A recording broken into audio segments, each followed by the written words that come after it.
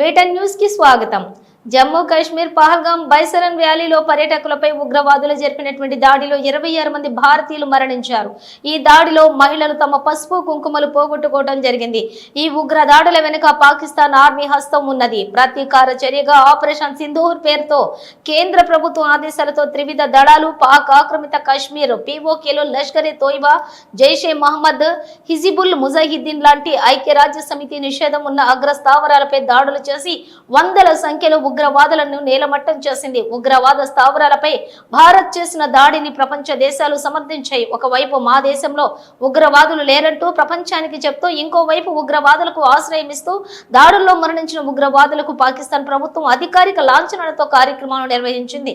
గతంలో 26/11 దాడికి సంబంధించి ఒసామా బిన్ లాడెన్ కు పాకిస్తాన్ ప్రాంతంలో అబొట్టాబాద్ లో ఆశ్రయం ఇస్తే అమెరికా సైన్యం దాడి చేసి మట్టుబెట్టింది. భారతదేశంలో పార్లమెంటుపై అటాక్, ముంబై, పుల్వామా దాడులకు సూత్రధారులు కూడా పాకిస్తాన్ దేశంలోని ఆశ్రయం పొందుతున్నారు.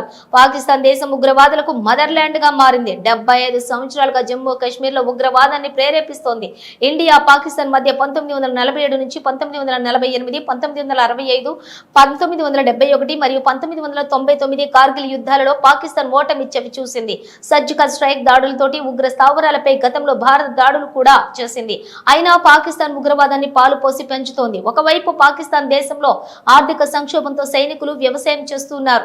ఇంకోవైపు దాడులతో ఎల్ఓసి శ్రీనగర్ నుండి రాజస్థాన్ వరకు వెంబడి రెచ్చగొడుతోంది. ఈ దాడులను భారత భద్రతా బలగాలు కూడా సమర్థవంతంగా తిప్పికొడుతున్నాయి.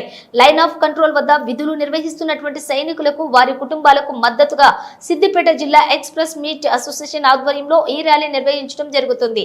సరిహద్దుల్లో ఉన్న సైనికుల ఆత్మధైర్యం బలంగా ఉండాలన్న, ప్రతిభ గల యువకులు సైన్యంలో చేరటానికి ఆసక్తి కనబరచాలన్న రాష్ట్ర ప్రభుత్వాలు, ప్రజలు బాధ్యతతోటి వారి కుటుంబాల యోగక్షేమాలు మరియు మాజీ సైనికులకు పునరావాసం కోసం చర్యలు తీసుకోవాలి.